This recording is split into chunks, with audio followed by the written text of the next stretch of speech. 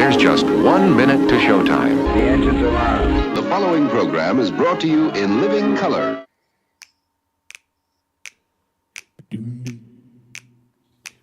When they wrote up the systems and the rule set that we use, did working people get to write a line? What class of men on pen and paper jotted down their clues? With capital the heart of their design. When 90 million want a thing, but some shareholders say no. Which class of people get to have their way? The people read the fine print, say that this thing has got to go. And we'll start writing a new contract here today. Don't you know that hundreds will work and one man keeps the money? They don't think they gotta tell us why. When they say the new social contract, all the bosses will be gobsmacked and everyone will want a sign. Oh, yeah, everyone will want a sign.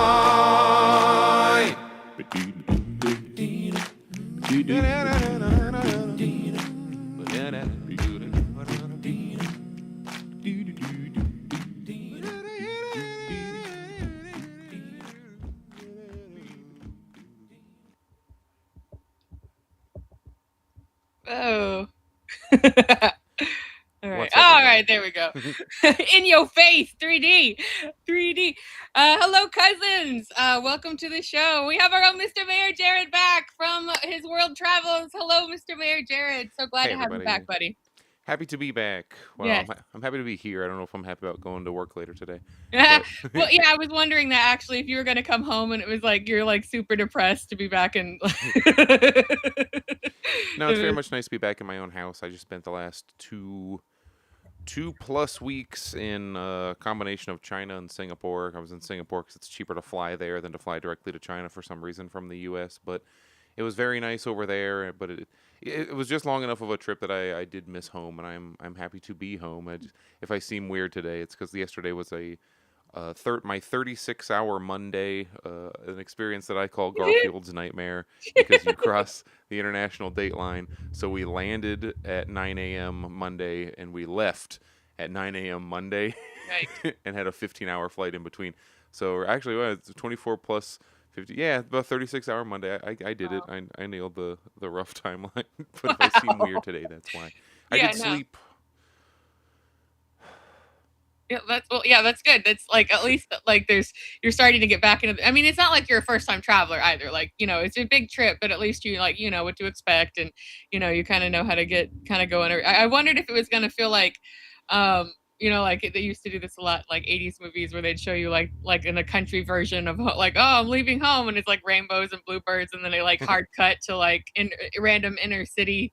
Like, I wondered if it was gonna feel like that, because from the he obviously he documented his trip in photographs, and everything like looked amazing and peaceful and fantastic, and like definitely like how we should at least get a portion of that kind of living. So I had wondered if you were going to come back and been like, sad SpongeBob about it because it was going to be so awful. But yeah, we are glad to have you back at least to talk about the horrors of what's going on. It's actually been relatively quiet. Like you managed to go at a good time, except for the fact, which I don't think either one of us could have ever in a million years anticipated. You went to the other side of the world and Trump fucking followed you there. It worked out that like we were flying out of China almost exactly when Trump was flying in. It was very funny. I didn't know what was going on. I don't know if it was how early. I don't know how much in advance that was announced. Like, had they talked about that trip, or were they just like, he's gonna be in Beijing in 5 days? No, it happened very fast. Like there was no like big like I mean like I don't check his daily schedule or whatever, but like it was like as it was announced, it was like, oh, Trump's going to China for like 48 hours. Bye. Like, and it happened, and it was like there and back, and it was like of course a national embarrassment as per usual, but it was extremely funny from China's point of view.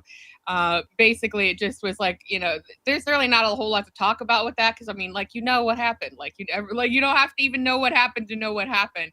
But the fact of it is like he just found, like, Trump, loaded up Air Force One with 30 of his best grifters, and they all tried to Shark Tank Chi. So like that is like That literally definitely they made it took her weirder. and Like tried. doing a diplomatic trip is one thing, but the fact that it was here's a ton of CEOs going with him Yeah. made it feel a little bit. I think that's kind of to oversimplify a asking China for like a what effectively would be a bailout when they talk about the $1 trillion in potential That's fucking investing in the ironic. U.S. Because we So like the war hasn't gone well, of course, and it definitely didn't lead to like getting a whole bunch of bonus money. So it's like, okay, China, you want to come do a lot of deals with us all of a sudden? The country we've been calling our like ultimate adversary, who we are locked in an existential battle of right. all time, but They're also, like, hey, LOL, invest. no. So it was, like China just like at this point, everybody's basically like really taking the momentum and the idea that it's like, okay, it's time to make a move, right? Like we have got to unite against the United States at this point. We're not likely to get another really good chance like this with the cover of the Iran war, and like them, the US spread so thin and acting so erratic and crazy. And it's not like, the higher ups of all these countries understand, that it's billionaire and corporation run this country. So that, because those people have already reached out to them trying to make, whatever millions of dumb deals. And so it's like, it's not like this is some sort of, oh, like put pieces on the chessboard thing or anything. Everybody's just like, no, let's get the fuck out of this quick. And then everybody can just easily unite. I mean, even NATO is like, I think maybe, so like everybody's taking their chance. I did, before we get into any more of because we're going to be in the next couple of shows talking about China quite a bit, since we had, Yeah, um, I'll have like not edited, but a more curated set of some photos that we can flip through next yeah, week. I don't want. I'm gonna be flipping through the things, be like, oh, there's one that's blurry. Oh, there's one that's a photo of nothing. Oh, there's a screenshot of a ticket that I did. Like, and I want to remove all those as well as the right. duplicates. And Yeah, I I know went to the see pictures were great, pandas. and I think that like it's a really good time to see that kind of stuff, because it's just like literally real time. It just happened.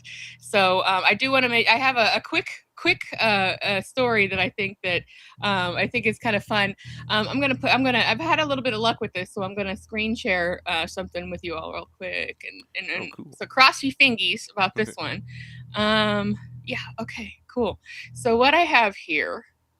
Whoop. Okay, so this weekend is the 110th running of the Indy 500. Which is really cool. And a lot of people were like, oh, okay, just a regular race, whatever. But this is actually the biggest sporting event in the world, and one of the biggest events in the world. You can comfortably, people don't realize how big the Indianapolis Motor Speedway actually is. And so this is an example of exactly how many things you could fit within the boundaries at the same time. So if you looked at, it's so big you could fit all of Churchill Downs, Taj Mahal, Vatican City, Liberty Island, Yankee Stadium, the White House, the Roman Coliseum, and the Rose Bowl inside of it at the same time. It's literally the size of a small city. So it's not just like, oh, I've been to a race, I understand how it is. This is like, the biggest and the hugest and the most big deal race that there actually is. And that's why it matters. And this particular one, this is open wheel racing. So we're not talking about like NASCAR or anything. We do have NASCAR races, but that this is for open wheel racing, like Indy cars. And let's see. Okay, cool. That worked. I'm so excited it worked. Anyway, point is that this year it's been a pretty chill year. Sometimes things are more or less like, there's more competition, there's more fraught. But this is, again, the situation is that this track is so big. How big is it? That you could comfortably, when we're talking about spectators, when we're talking about crew, pit crews, when we're talking about service people, vendors, everywhere, medical personnel, media, when you run the whole gambit of how many people are in there at any given time, you could comfortably fit 500,000 people in there. And when it's a sellout, which is supposed to be this year, and it has been for the past several years, that means a couple of things. One, that even though we're hearing some conflicting info about this, one, they're supposed to lift the local market blackout so I can actually watch it on television in real time instead of having to listen to it on the radio like it's the fucking Roosevelt administration. Sports thing to try and explain to people. It's like, what do you mean? Yeah, they don't let the local people watch the thing sometimes, depending on sales of like. You can't watch the Cleveland Browns if they don't sell out the game. So like you can only watch it if you live not in Cleveland. I mean, if you have the special like racing channel, who the fuck has that? Like, Fox come on, Sports 5, right? Like, yeah, for real. So, but hope like they've been saying it's a sellout, blackouts lifted, and some other sources aren't saying anything. So, I think we're gonna find out a little closer to time. Point is it's a huge, gigantic physical event, and that's why I'm bringing this up. And it is the biggest sporting event in the world. And that the second thing that means is that there, in that I live next to an airport, there's going to be tons of rich bastards flying their planes in over my house, or like for the, starting probably day after tomorrow. So it's just going to be taxiing, and the air is going to smell like jet fuel, which, I love. So it's kind of interesting, but it's also super stupid. But the reason I bring it up is because it is really cool. I'm not like a diehard race fan or anything like that, but it's sort of like an Indiana thing. It's a tradition. You get into it. My parents were track rats, so I have kind of a legacy there. But the reason I bring it up is because this year it's like just total like fan favorite thing. Like the field of racers are pretty much all just like, there's a couple of rookies who are local, or there's 3 local drivers. You always want a local to win. They never do, but you do want them to win. And it's a very international event, which is the reason I bring it up, because I do have a reason to actually bring it up on our show, other than just like, hey, this is cool. But what the reason I bring it up is because it happens on like Sunday, Memorial Day. So when we air on Tuesday. So last year I did not get to report on the fact that I was bitching all the way up to that point, that they had, as we know, had been happening, especially last year, Israel trying to infiltrate basically everything that they possibly could. Where they're not welcome anywhere, but they're trying to infiltrate stuff that they had never had any kind of stake in anywhere. We all know the Eurovision stuff that goes on in the song contests and things like that. So they had bullied their way into IndyCar. That's the name of the sport. And people were pissed. I was pissed. I was like, get the fuck out of our fucking sport. This is not for you. So they had this rookie driver last year, and who came into it, and it fucked up so badly. He almost when he was pitting, he almost ran over like 2 of his own crew members. So like that's how bad this guy did. It was so embarrassing and so hilarious. But again, that's people's lives, by the way. But whatever. Point is, though, the thing that was super, super cool that happened last year, which you wouldn't necessarily expect to happen in a place as red as Indiana, but again, it's a very international event. They do this whole lead up, like when race day happens, there's pageantry to it, there's always a military tie-in. There always has been. Like they do a flyover, there's blimps in the air. Like one year, I live close enough. But one year, many years ago, like the cables from the Budweiser blimp were dragging across the roof of my house. So like it's a big deal, right? So they do this big lead up. Like there's somebody comes and does the national anthem the day before. There's a parade with all the drivers. This year, Brendan Fraser is going to wave the green flag to go, to send everybody to go. He's from Indianapolis, so that's pretty cool. And he's having a big moment here. Mr. Oscar winner, who I saw from the 90s, know as George of the Jungle. But, and for me, Encino Man. But anyway, point is, I'm kind of rambling here, but it's a little bit exciting of a thing. So last year, like they do a whole lead up. There's kind of this old timey song called "Back Home Again" in Indiana that gets sung, and the guy that does the Blackhawks national anthem does it now. So all this pageantry goes into it.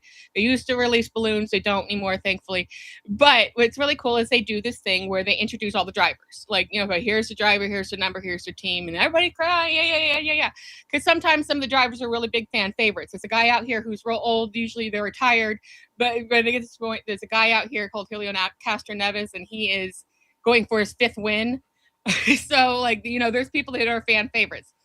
last year when they got to, now again, you wouldn't expect this to happen. And again, keep in mind the idea of the size of this event, where you really actually have about 500,000 people in one place at one time. This was completely unexpected, but when they got to, and I can't even remember his name, but it doesn't matter. But when they got to the Israeli rookie, the entire place booed. And I could not believe what I was hearing. I was screaming. I was like, I couldn't believe it, because that part is on TV until the blackout. Like, that's on the news, but you literally hear 500,000 people start booing, and it's like, you guys are in tune with this, like, about this, like, you don't seem like any of you would have any of an idea about what this is going on, like, and it was just like the most insane and cool thing that could possibly ever happen. So I've got a little bit of, even though Indiana is a really dog shit place to live most of the time, really big state pride that had happened. And he's not in the race this year, and because they took their ball and went home. So that's just a fun little story that I didn't get to report last year, and I wanted to report this year because I was so mad about it, and I was complaining about it all the way up to it. Get the fuck out of our sports, get the fuck out of our lives, you don't belong here. And then to hear that many people booing was just music. It was wonderful. So that is going on this weekend. There won't be any Israeli booing, which is a good thing, because there's no Israelis in it. So that is just my little quick story. So I do recommend checking it out. It is a fun enough thing to watch for a couple of hours. But that is again, that'll be on this Sunday for everyone else but us. Maybe I'll get to see it in real time instead of having to listen to it. But there you go. That's what's going on in my neck of the woods. And now I think we're gonna. Do you want to?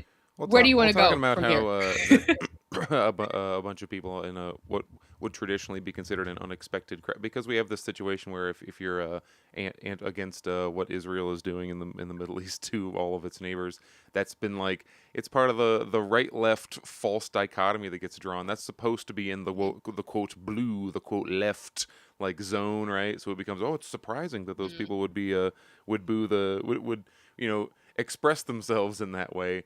But when you look at it, it's kind of not. It feeds more evidence into what I'm talking about, how the right-left dichotomy is false and kind of put upon us, and the list of opinions you're supposed to have continue to break down. It used to be, it used to be very, very right. Like, it used to be very, very sexist and misogynist for 100 years. But now in the last probably 10 years, it's become a much more metropolitan, much more open, thing. And so you have a lot more different types of people coming to this kind of event. So that's how you end up with something like that. Anyway, I'm happy to see a lot of aspects of the culture war kind of breaking down, because just logic and sense are punching their way through. It's how you end up with, I'm not even getting into this one in a big way, but you had yet another, you hold up like Marjorie, I always want to say Magic the Gathering, Marjorie Taylor Greene, MTG, and then AOC, and how on certain specific issues, MTG has the quote progressive like left or whatever opinion on it, where she is like, no, we're not sending money to Israel, period. Well, she's out of Congress now, she's not saying anything. And then AOC talks a big game, and then whenever these votes come up, I guess whose side she has to be on, whether it's because of like the quote rotating villain whatever math where her vote is actually needed, or in times when like they've had like MTG it was like in 2021 she stuck a rider onto a bill of just like no more funding to Israel. And so of course that got 4 total votes because nobody's voting. And of course, and AOC was not one of those 4. It's like her, Thomas Massey, if I had to guess, probably her, Thomas Massey, Rand Paul, and then like maybe Ilhan Omar. Like what Omar seems to say whatever you want. Her votes end up in the quote good pile more often than not, but it's always in votes where it just doesn't matter, where she's one of 4 or whatever. It's like in a loss of 4 to 400 votes. That's exactly. They strategically pick when they're allowed to have these types of things, because this all feeds into the ultimate conversation, which is there any point in trying to chase around one of these two parties and bully them into doing what we want in a landscape that I propose it is impossible for them to do what you want, or they will one way or another be removed, or that will be subverted? And Are there Yes. any political projects that don't boil down to, at the end of the day, telling you to participate in that? Does not, at the end of all of this, oh, we got to fight blank and we're going to campaign against blank, and then when the election comes, okay, everybody, please vote Kamala. Like, is it just going to be that? Because if it is, what is the point in giving a shit about any of it? Like, just go join the Democrats. The party exists for that. Just sit out. Don't have these fights with all your neighbors and friends if you know that at the end of it, you're just voting for one of the two anyway.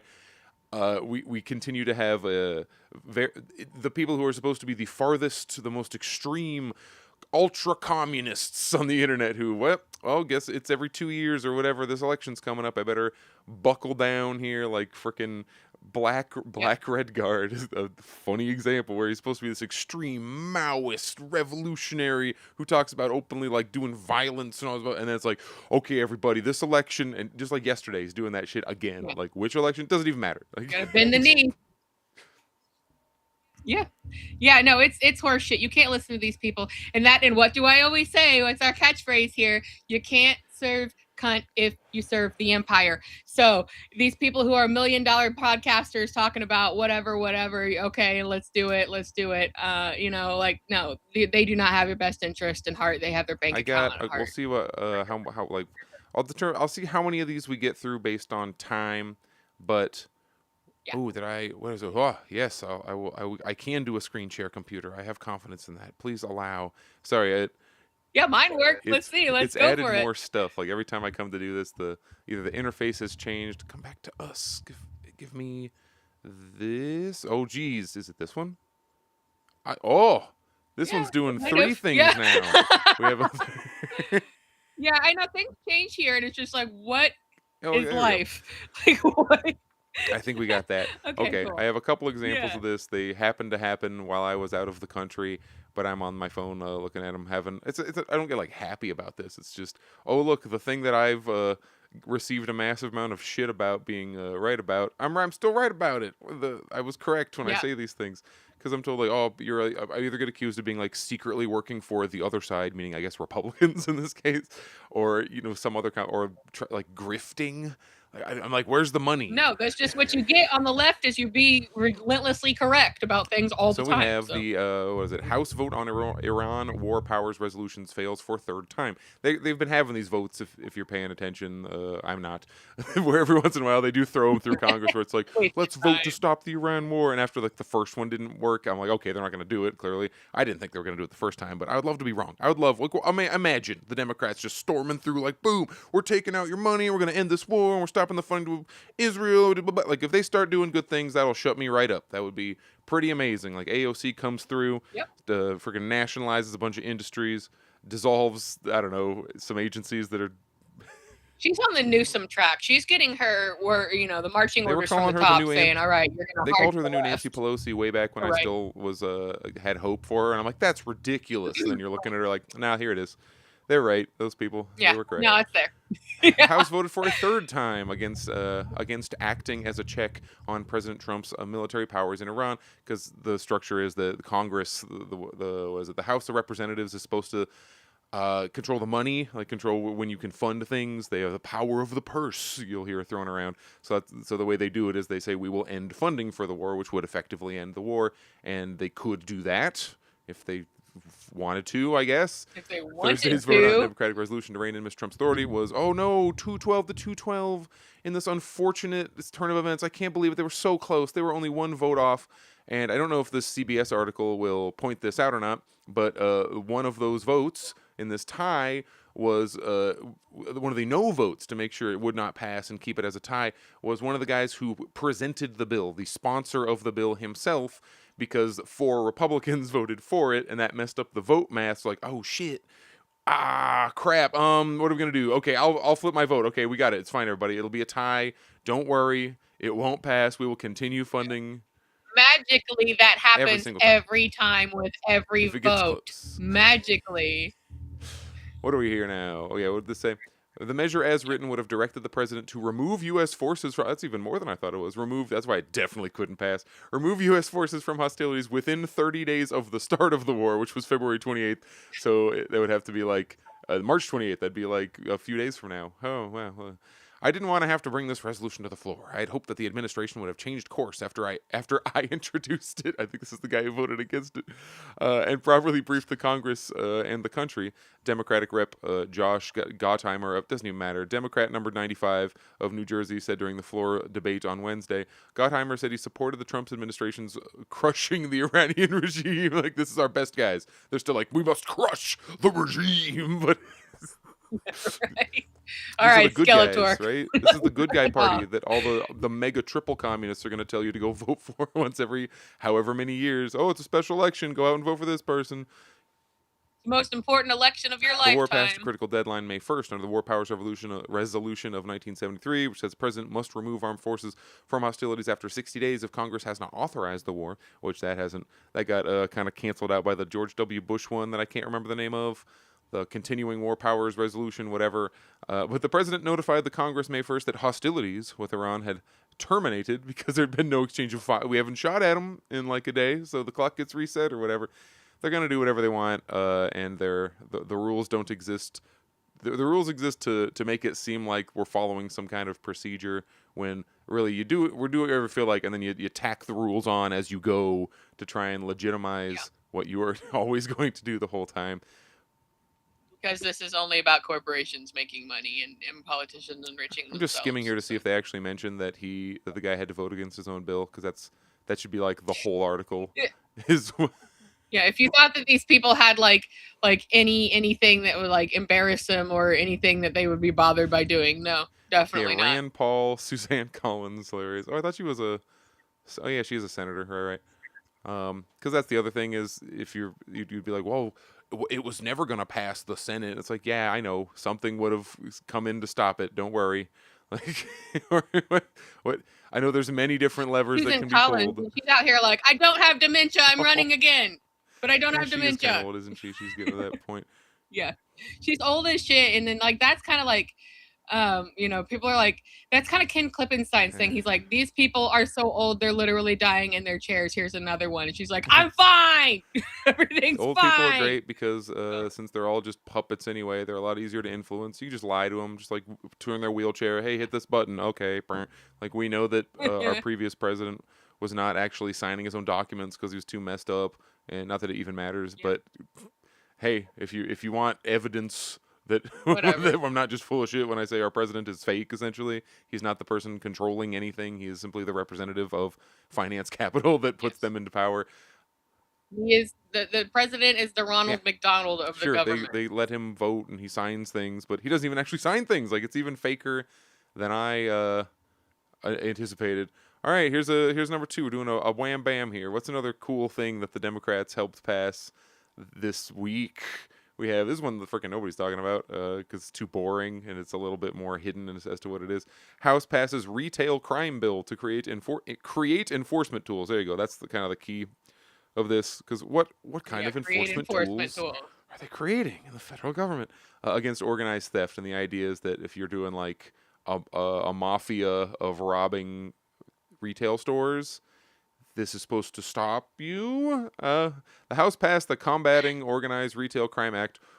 Mock cops get machine guns now. Fuck you. Corca, as it was called, May 12th, so like last week, on a floor vote that drew 348 yes votes, 60 no votes, so it wasn't even horribly close, clearing the 2/3 threshold required under a motion. Yeah. So they don't have to do it. It's a filibuster beating margin, and it's not like any one vote could have helped anyone on this. And if you read in, you'll see that AOC voted the way that I would have, quote, wanted her to. She was one of the no votes because I don't think this is a thing that should have passed.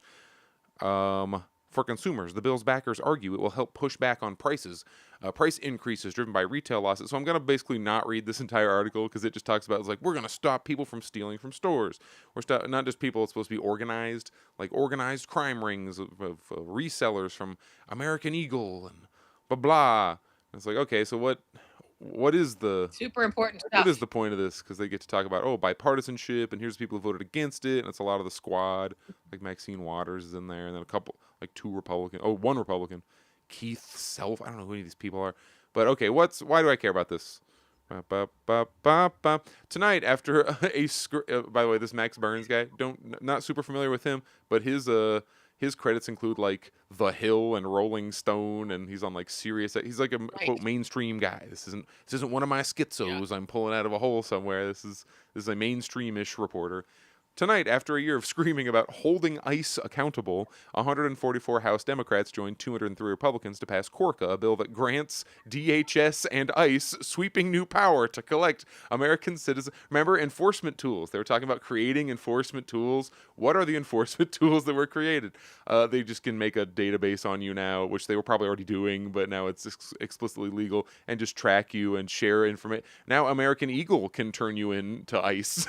For a crime, maybe, or maybe they just make some shit up, and you could get another avenue to conveniently remove inconvenient people when needed or wanted. Right.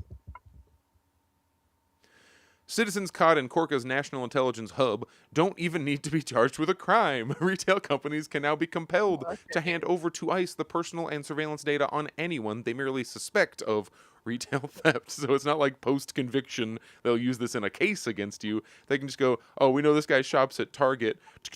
Hey, Target, send us everything you got on this guy. And they'll go, okay. We legally have to now anyway. Yeah. So here, well, I don't know if it's have to or it says can be compelled. That sounds like has to me. Yeah, I think probably has to have a warrant or something, but like they'll be like, fine. The National Intelligence Hub, in quotes, will live under the DHS with a director appointed by the ICE director. The bill doesn't include a single safeguard for citizens' privacy and includes no limits on how collected data can be used or how it can be shared. DHS can also prioritize directing federal agents to communities that cooperate with their invasive requests for citizens' personal data, effectively forcing cash-strapped communities to comply or face huge federal grant reductions. And he goes on for a while here. It's these are the good guys. This is the people where I'm told I have to grow up and just work within this party. And it's like, so they either know what this does and voted for it anyway, or as they will say, they're like, oh, I had no idea that it created these vast overreaches and power. Whoever could have guessed. Yeah, right. So, which is it, man? In which case, they you shouldn't have the job if you're not gonna know what the hell's going on. It's like your only job is to check through this stuff and make sure the bills do the things that the bills say they do. This is what we're the limit, the extent of your political activity, action, life is supposed to be voting for these people, the 144 House Democrats or whatever who will either this past it wasn't horribly close. It was definitely going through. So that allows your AOC and squad to be like, I don't know what her stated reason of being. Maybe she talked about all this stuff. I don't know. But when it comes down to it, it'll either be that or it'll be the 212 to 212 exact tie. Oh no, guys, we're so close. Next time, we're like, it's this bait and switch WWE shit where it's like, look, Braun Strowman is supposed to, Braun Breaker is supposed to win this match, and he's either going to just win it, or all the goons ran in at the last second, and they kept the good guy from winning because they hit the ref, and then, the finish is the finish, and they will get there through one of the many mechanisms possible. Oh, no, they cut the electricity, the Undertaker's here, oh, shit! Yeah. And this is kind of one of the last, falsities that they're doing to people, because things are just so out in the open now that they don't even lie or pretend that they're going to do something that they don't do in most cases at this point, especially like when you deal with Trump, who just say whatever comes out of, there's no filter there. But so they don't even lie or pretend anymore. There's no sort of decorum, but this is sort of like oh no, it happened again. That's democracy. The quote right wing has its own version of the same thing where it's like, why couldn't he do this measure that he said he was going to? Oh, well, you see, it's 8D chess and he has to first do that. They do the same shit to everybody. Right. This is just the one that my friends will just repeat into my face as if I'm a moron. And then at this point you have to say, okay, what in about the past 26-ish years has really moved forward in terms of social policy versus things that were going to help corporations and further surveillance, and copying. So those seem to have no problem going through, but anything could we have the healthcare, please? No. Can we have a minimum wage raise? No, can't make it happen. Sorry. Can't be done. Can we surveil the fuck out of you and do it legally and take all of your data and there's nothing you can do about it? Fuck you. Hell yeah, you Just take can. all your stuff. You know, so those ones always magically seem to get through. And I'm trying to remember what it was, but I saw people celebrating a Mamdani thing, and then you look at like he's like, finally, we all have a. I wish everybody could have a mayor like this, and the thing they were happy at, it was like, he announces International Nursing Day or something. It's like, oh, he's doing the thing. But he's building a statue. He's announcing a holiday. Hooray! Right. Yeah, it is. It really is that like low bar. There were a couple of things that came out and everybody was like, "Oh, our king." And I'm like, "Shut the fuck up. It's Stop verbal it. and This signaling. is nothing. This is absolutely nothing. This is the bare minimum of nothing." So like you can get like a greeting card, like thank you, like that's yeah, right. the most Yeah, like you're gonna. high five. And here's a coupon for an ice cream if you buy 3 ice creams. So I only care about all this. Like, how does this have anything to do with anything? Uh, I've said a few times before. It's the idea that the people who are supposed to be anti-establishment must, at some point, circle back and be supporting the establishment because that's where all of your money and advancement are. There's no really money to be made in purely rallying against the thing, unless it eventually comes back to then you gotta defend. Because what are you gonna? Even if it's like yelling at other social commentators, that's how you then get the like my fandom's fighting your fandom, and then in the meantime you're like increasing your Patreon and selling T-shirts and getting the you know you're a brand. It's and furthering your identity politics while ignoring the class struggle, and that's what really actually matters. And that's where we're coming from. That's what the whole point of this whole entire argument is, and that's why the left hates each other, because there are people who are gaining off of it, and there are people who aren't, and then there are people who are literally just out here picking fights with each other to try to get clout and further themselves in some form or fashion. And I don't think so much of that. I don't think people's motivations are all necessarily evil. Like nobody thinks they're the freaking bad guy. Right. And you can definitely go to outlets that like are accepting money from Israel to say the things. Like it's a little harder to be like, well, come on, man. How do you not see that that's not a? How do you not see that that's weird? But you'll have a. I only bring them up because not because I want to participate in that same like drama cycle. I mean, we're not going to make any clicks and money off of talking about Hassan, who I'm about to talk about, but he happens to be the guy who is currently being held up as like the left streamer. Like this guy is going to change the world. Yeah, we're hearing a lot about that. Where's the left Joe Rogan? He's it. Like that's what. I don't know, people or the media, or you never know where these things come from, are branding him as. Again, and this guy's a millionaire, by the way.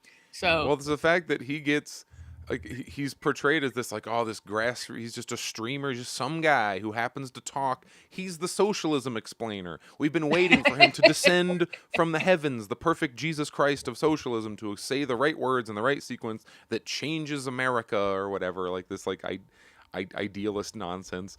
Where he is not some grassroots guy. You don't just get articles in like the New York Times, and he was in fucking GQ as like, look at this hot socialist guy, like from years ago. This is pretty clearly, and I don't think that someone walks up to him with, like the devil walks up to him like, sign this contract and your soul and blah and we'll make you famous. But you start seeing like, wow, it's weird that I'm getting interviews with all these big deal people, and wow, it's weird that I'm getting all this money from these various places to do these things. Like, I guess it's really hard to either you're like you can't pick it out when it's happening to you and you still think you're doing like I'm doing the right thing, man, or I guess you're just fucking like lying to yourself. Like, does he think he's grassroots? I don't think it really matters either way. It strikes me as like I mean, you can't say somebody like that can like hold these streams of conversation and hold this much people's attention is like hapless, right? Like you have to like I feel like he knows exactly what he's doing and he's building a brand and.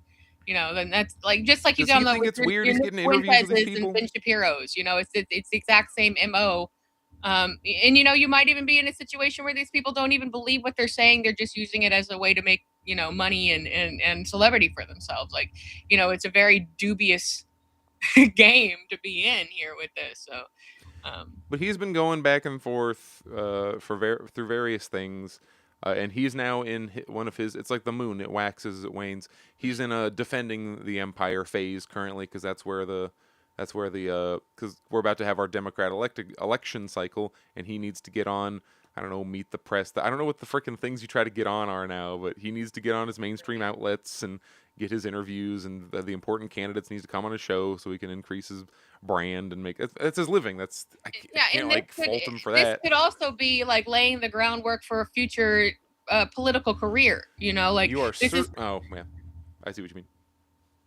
Well, yeah. It's just that like this could be, you just don't know, or you don't know what people's motivations are, because this is something, this is sort of the thing. Like when we used to not have internet and people didn't do this kind of thing, you had the FCC to answer to, where you had to effectively abide by certain rules. Like that where you had to say like, oh, this is my motivation, this is where my money comes from, this is how I'm spending it. There are definitely people on set when there's money involved, such and so forth, and whatever what you have here. But now things are, you could see when people take money from politicians, and they basically get ousted. And you're like, oh, this is why you were just like so doggedly tweeting about like Biden is so great, right? Like because they were fucking paying you to do it. You were not. But now we're in an era of like, here these things are so shady. Like what is your motivation? What is your point? Where's your money coming from? Why are you doing what you're doing? Do you believe what you're even saying? Or are you just trying to race war? Like what is the thing here? Like, so you just don't know. That's something that people are kind of forced to take people at face value about what they're saying and doing, and saying like, oh well, they wouldn't be saying it if they didn't believe it. Have you guys heard of acting? So, like, there's a whole thing about it. We're getting far enough in the election cycle now that like primaries are happening, so we're getting contradictions like what you're pointing out are getting heightened because he's having to. All of them are having to. The people who like are playing the game and are in the arena fighting for these clicks and updoots and whatever. They're having to start having to do the you should vote for blank, and that. People start going, well, wait, you're talking all this stuff before, and then you go to the like, well, we have to grow up and play politics. Like, how can you win if you don't play? Kind of, sorta. So this is in response. Also, notice now he like wears suit and tie. He's not just like a guy who's like, look at my titties, like he was. This is how he got popular. Again, GQ. They talk about how hot he is the whole time. That's like, it's how you can get a foot in the door. He used to do like borderline like manosphere pickup artist advice. I think I've been told that was. I think that was the beginning of it. Like, yeah. I'm no expert here. I don't even know what this guy sounds like hardly. Like, I was so de-invested. I only am aware of him because he keeps getting put forward. It's like this is the guy who's going to. He's like the new. Well, they're trying to act like he's our leader. He's fucking not. God damn it! It's like we are not people. with this guy. We are not. I disavow. Okay, like we are not with this guy. He just got done scolding everybody for even entertaining the idea that Marjorie Taylor Greene could be right about an issue, and they'll be like, "Well, why? What are you supposed to go vote for Marjorie Taylor Greene?" It's like, no, it's the fact that you're holding up. It's usually AOC, and it was AOC again in this case, and she's held up as like, well, no, she's not perfect, but she's the best. She's like the best of us, and why would you want to tear down someone who's trying their hardest to do the thing you want to have happen? And we will point out. They are not trying to do the thing that we want to have happen. They, in fact, work against those things actively at every critical juncture where it actually matters. Like when the vote gets close enough that her thing could matter, you'll see Nancy Pelosi walking over to her, to whispering in her ear, her crying, and then her changing her vote, which is a thing that happened. That was like when you knew, okay, this is nothing. This is never going to be anything because that's all it takes. Nancy probably went over and she's like, remember, they'll fucking kill you. And she's like, right, cry, yeah, right? switch my vote. Like, yeah, exactly. You will actually die. You're going to get pushed out of a fucking window if you don't press that button. So. It's not that AOC is personally evil. It's that she's not going to be the fucking. I think she's all not of going to take the hit. Evil, honestly, like they are like if you're doing this, if you're willing to do this, if you're willing to take the money and enrich yourself and take that free good health care and the $175,000 a year salary, like pretty evil, yo. So we are being asked to, and if you've read the thing that's been on screen as I'm doing this, to like, why can't we be more? But basically, why don't we like olive branch and talk to liberals more? Because maybe we'll be able to get them to, I don't know, form a coalition, start the revolution, whatever. That's why. But when we go like, well, wait, you just told us that we can't get anywhere near maybe potentially a person who thinks Marjorie Taylor Greene is like, can we find this allyship of Israel shouldn't just be allowed to kill every single man, woman, and child in Palestine?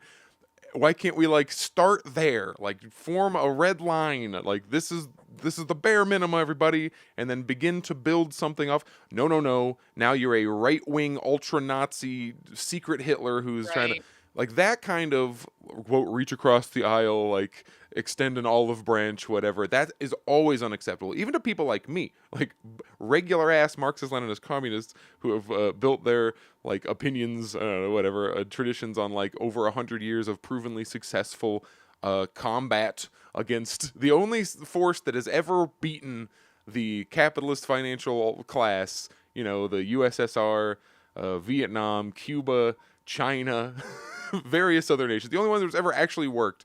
Talking to us, oh no, that's bad news. Get away from those people. They're grifters. They're whatever. They're all these horrible things. But AOC, it doesn't matter what she does, who she's compromising with, who she's directly voting for. These are people who are directly sending the bombs themselves. Oh no, look, she's the best we have. She's the best we're ever gonna have. Therefore, we need to compromise all of our supposed there is no red line, actually. Compromise all of our supposed values to work with them, but we cannot coalition build with somebody who has like a different culture war opinion. That's what it comes down to. It's like you can't possibly talk to someone from Kentucky. They're all the scum of the earth who deserve to burn in the eternal fire. And it's like, Jesus Christ. So we have Hassan here who's talking about how we got an olive branch to the liberals. And then, as always, I'm going to expand out. Because one of the people he's going for is, what is him? Not Graham Norton. He's like a movie man. The main dude who has the Totenkopf tattoo. Graham Paltner.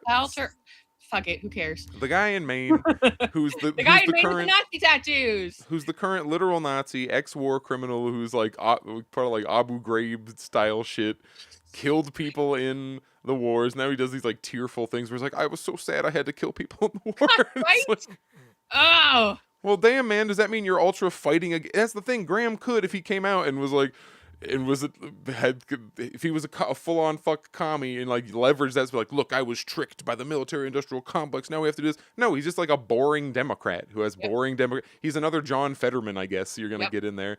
So like that's barely even disguising that fact. That's who we must coalition build with. That's the like grow up and be an adult and just why don't you just give up everything you believe in? Like that's who we have to do it for. That's compromise. You have to do it. No, but only ever with those people. It can never be with people like me. It can never be with like some economically progressive people who happen to be a little socially conservative. Like you can't talk with, oh, we agree on 99% of blah blah blah. It's like, well, what about people who agree on 99% of blah but happen to be not big fans of abortions? You know, every single Latino. Sorry, can't coalition build with them. That would be horrible. But the guy who wants to murder children in Palestine still, that's fine. We can work with him all day and night. AOC votes with Ted Cruz half the fucking time, but that's fine. That's just what you have to do. You got to play the game. What? Yeah. You went to a meeting of communists that we don't like? Eternal damnation, never to be mentioned again. Yeah. Yeah, no, there's always a double. Like, anytime anybody does anything, it's just like, oh, but what about, like, it's that, what's that internet joke where it's like the waiter comes to the table, they're like, oh, how is everything? And then the patient says everything's great. And then the waiter's like, even war? like what the fuck?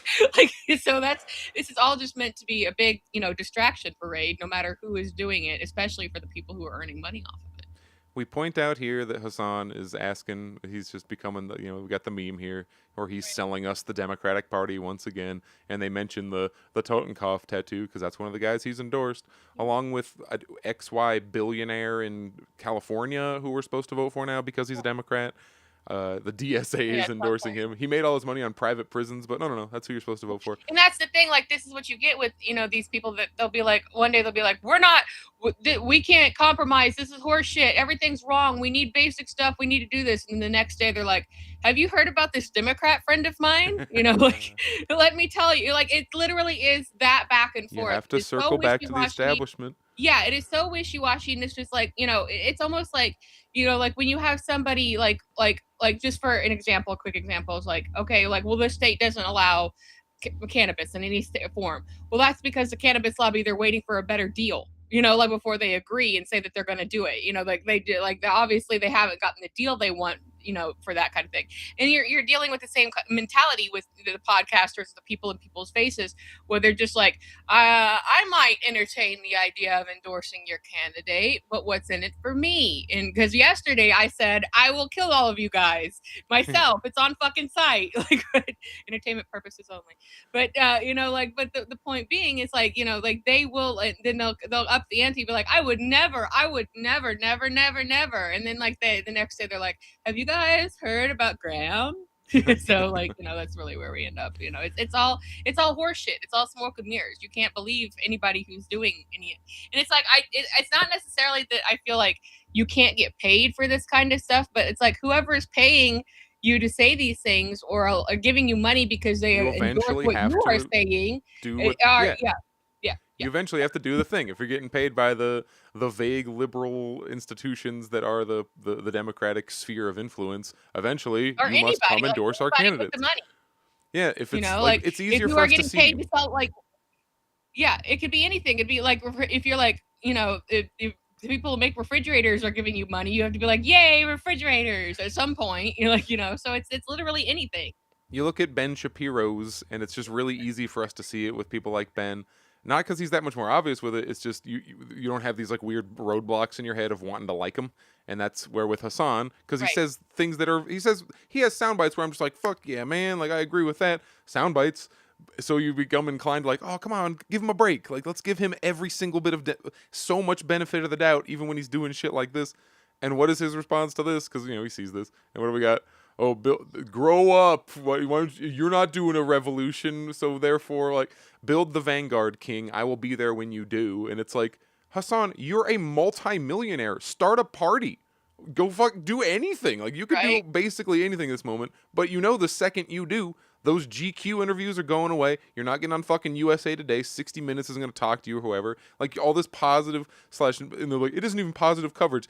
It's positive in that it sells him as like this bad boy revolutionary who has a six-pack. Like, that's and it's, that's bad press. Yeah, it's bad press if you're like, I guess like a Republican 85-year-old, maybe that's bad press, but to all like the youth, look at this anti-establishment, like it increases his profile for people like, I guess me 10 years ago. If I was seeing this all feels like it's 10 years ago. It feels like politics stuck in frickin' 2016. And what was the like cap on this? Like, build the Vanguard Party first, then I'll be there to reap the rewards like a true opportunist. Meanwhile, I'll have to campaign for Nazis and Zionists. It's like, how does it make any sense? You go, start the whole revolution, then I'll show up when it's over. Right? Cool, man, awesome. How about you peel off 3 of your million, start a party, run a campaign against one of these things. Instead, no, you just kind of like, all right, the orders have been handed down. Yeah, right. And you also have to wonder when you're dealing with somebody like this high up on the echelon of like podcastery or whatever, like at what point do you hit the threshold of like like where you have to balance out like support things that might further my career, also don't get pushed out of a 10-story window. Like where, like, do you think like that, like you have to wonder, like, are they like at the point where they're like considering, or they have been like, you're going to took out Charlie Kirk because he was 1 degree off of what they wanted him to be doing. What I'm talking about. Like, that's what I'm saying. Like at what point, like, do you like you don't necessarily have to be like a high profile politician. It's like they will actually fucking kill you if you don't go out there and say that, That's why I have more respect now for freaking Greta Thunberg than like I had beforehand, because you'll see she kind of stayed with what her initial core message was, didn't really deviate from it, even when she was definitely being signaled by the entire apparatus, like, hey, you got to stop talking about this, move this over here, kind of shut up, blah, blah, blah, and then you can keep getting on like Ellen DeGeneres show, etc., and get this positive coverage. Now she barely gets mentioned at all, except when she's being like held captive by Israel for a minute, and even then that's just us talking about it. She's still doing the same kind of activism she was. It's just not convenient for the empire right now, so she does not get positive news coverage. And she hasn't been like killed. Probably, I don't know. She must not be on the way. We don't know yet. Exactly the right things that get you murdered. I mean, it's so much easier just to martyrize someone than it is to like let them just keep saying shit. So Her, I guess it was safe enough just to make her irrelevant. I don't know. You Yeah. just don't hear. She does not get the news coverage. Not that she's not doing things. She's doing just as much as she ever was. She's on the flotillas. She's basically a 365 days a year professional activist. But like your aunt isn't talking about. Oh, did you hear what Greta's doing? Right. Yeah. Like They they did were. to that little girl. You know, you don't hear it anymore. Yeah, she was culture ward on both sides. That's why she was perfect. Oh, 'cause yeah. she made a perfectly even people who got really mad at her and people who were like, she's gonna save the world. Right. So That's anyway, awesome. this is Okay. the cap on all this is because this is a really long post. Not reading all that, but Tom Steyer is the California. The Hassan says you should vote for Tom Steyer along with the DSA, which would be like Hassan is kind of like I know he's not like officially the spokesperson for DSA, but DSA's most intense members tend to really like Hassan. Like he kind of is like the I don't want to say mouthpiece, but I don't know if you wanted to name Right. like what is the most effective communicate who is on the cutting edge of the DSA minded people. It's probably Hassan, at least a bunch of them, the people who are the Right. most like, let's go, revolution, whatever. And he also takes all of the air out of the room just for the fact that he's like the main left quote unquote guy, right? The main left voice. Like, because we have so many ones on the right. You have your Candace Owens and you had your Charlie Kirk and you got your Ben Shapiro and your Nick Fuentes. You got all these people already who are firebrands who have been running the system for a really long time. So they're like, who's going to be the left Joe Rogan? And then like they're just like this guy, and so that's how it happens. So, and again, he's not our guy.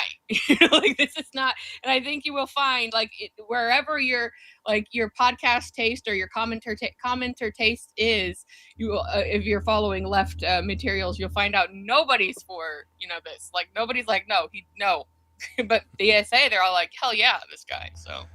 It's to make sure at the end of the day you go and vote for the Democrats so we can continue to pretend that we like vote by consensus, and it keeps you from going. That we govern through consent. That we have a consent-based government, which we do not.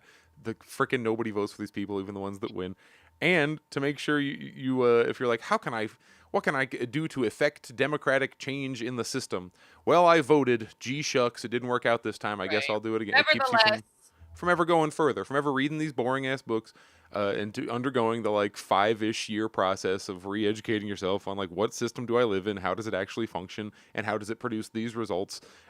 Not because it's a shadow evil organization of just someone like willing evil to go, but because mechanically that's how the system operates. Like we must continue to expand capital. We must continue to produce more and more excess capital in order for the machine to keep rolling along. And we have been in the like failing days of trying to duct tape the thing back together forever. And all these parties that we have are just to either distract from noticing that or to justify how it is operating. So we have the DSA who's saying you got to go vote for Tom Steyer, who is a billionaire in California who made most of his money off of prisons. So that's the progressivist, the most progressive mainstream party. Yeah, and then they're going to tell you that they're not looking past party lines. They're compromising. They're the adults in the room. Like, come the fuck on. Like, shut up. Voter Guide admits that Steyer is a billionaire whose wealth was, quote, earned through the exploitation of the working class and that his fortune was invested in private prisons No. and coal mining. He's a good billionaire. He's a good one. He's one of the good ones. Remember when Elon Musk was one of the good ones? He was progressive, electric cars. He was on every show. He was on Rick and Morty. We're going to do you a tunnel. Yay. Don't cast a protest vote or build an independent movement in the working class, or I don't know, vote for the. I do not think the Green Party is the way either. I think they're just another a way to be like, oh, you're a really angry Democrat. Let's keep you from fully leaving the voting system. Just another funnel. Go vote for Butch Ware, who says he's a Marxist-Leninist, but also says that China's evil. So it's right? like, come the fuck on, man. Like, get your shit together, bro. Hey, I'm all for it. Butch, if you want to go ahead and 360 your opinions on China, stop talking about these fucking State Department, genocide they're committing. Like, knock it off. If I actually got a response from him, he was like, "What are you talking about?" And it's like, "Did you know what I'm talking about? It's you receive this criticism from everybody, and as soon as it happens, they just they don't address it. They don't deny. They just have to stuff. No, yeah, no, come on. It's like, look, Butch, you're a fucking lawyer. Like, you're way more educated than me. Come up with a smarter response. You got to be able to fool me. I just got a bachelor's degree, and I'm stupid. But I've read these fucking books that you supposedly have also read, and I haven't come away with China's basically the exact same thing as America, but Chinese. All right. I think those are all of my those are my topics. It's how come everything is one thing? Everything is to funnel you back into the Democratic Party, Right. and which then eventually becomes support for Israel, because it's one of two parties that make sure that. And it's not even that Israel is the only thing happening. We could be talking about Cuba. We could talk about Bolivia. Bolivia's doing a whole like riots in the streets right now to kind of defend or reclaim their. They had a kind of a stolen election back in the day, and they're like, "Oh, we're gonna." I say back in the day, like a few years ago, and they're like, "We're gonna kidnap Evo Morales," and they're like standing in the airport, like on the flight deck, so they can't get the plane in to come and kidnap him.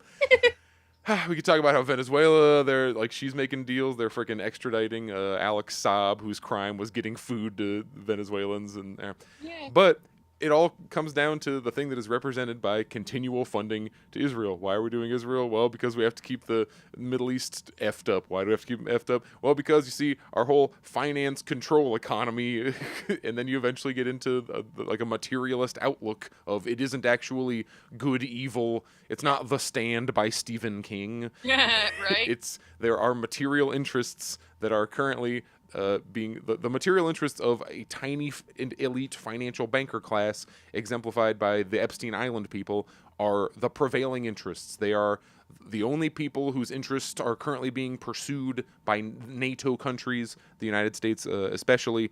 Therefore, you get all these things that look like they make no sense and don't benefit anyone. Well, they do benefit a very small group of people. Right. We pay for it. They reap the benefit. So it seems like we're like losing money on the thing. It's like, no, we are losing money on it. They are not. Right.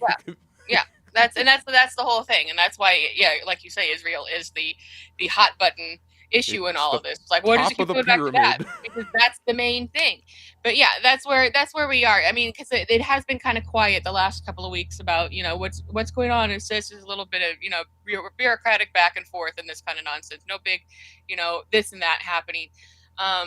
But that's basically when they kind of ram through these sort of situations. It's like, oh, there's nothing going on. Let's just like quietly like do some bureaucratic shit, like up surveillance laws, and you won't even notice. It's totally fine. But, Virginia Democrat Governor Abigail Spanberger vetoes a collective bargaining bill. Like, good thing nobody gave a shit about that, I guess. Thank God we have Democrats. Oh, Phoenix has made it now a crime on the books to distribute food and water to people. Oh yeah, that's not unique. That's not a unique situation. Democrat mayor, Democrat governor, Democrat House and Senate, Democrat like what the fucking who am I supposed to vote for, man? Yeah, they're all the same, and they just don't hide it anymore at this point. So it's like that's because it's Trump. It's during Trump and shit that you can pass all this heinous horse shit. Because when a Democrat's in power, then Hassan gets to be an ultra communist. We need to do revolution, everybody. But as soon as it's Trump, it's like, oh, we have to help out. We have to all unite around the Democrats because they're the only people fighting Trump, and they're fighting him by doing all the things that he said he was going to do anyway. Oh, I've spent the last hour saying this, and I repeat myself. Yeah, well, you missed out for the last couple of weeks because you were in, some like Shangri-La place that like you don't have to actually think about it for the most part, and you just get to enjoy yourself and have a good time. And we'll get more into that in the coming weeks because there's a lot to go through. He was there for quite a while, so it's like I'll tell you. The Chinese absolutely, I guess, tiny preview. I didn't really talk about China this whole hour. The Chinese people absolutely have criticisms for their government and things that are like the paths. Like I don't like this decision. I think they should do this. But like they don't just go, we're just gonna. Like, I mean, you have the opportunity to have the like set it and forget it government. You definitely have less weird things. You don't have to worry about is a shadow cabal of finance assholes running my entire nation. Like right. You don't have to worry about that part. No. But I've had people who are like, even the ones who have criticisms for it say, yeah, but I understand the rationale behind these decisions, and I see how they were kind of forced into this, and while this would be ideal, this is the reality of mine, so you have to like I'm sure they would love to be like, let us simply cashless, moneyless, stateless society, hooray, but like they don't exist in a vacuum, and you have to defend yourself against the 5 or 6 finance dicks that have their interest in disassembling and selling off what China has built for spare parts like they're currently doing Like in the in United Venezuela and Cuba and blah, blah, blah. Like, the reason Cuba is fucked like they are is because they do not have the same kind of leverage economically and militarily like China does. China hasn't dropped a bomb on anybody since the Korean War, and they have a big ass military that it can they are capable of defending themselves, which is part of why they don't get messed with. That's why they don't roll into nuke Korea into North Right. Korea, because they have the ability to defend themselves, and they're kind of attached to China, where it's if you fuck with Korea too much, it's kind of like a China's like, hey man, that one's ours. You can't leave be it doing alone. that. Leave it alone. Yeah.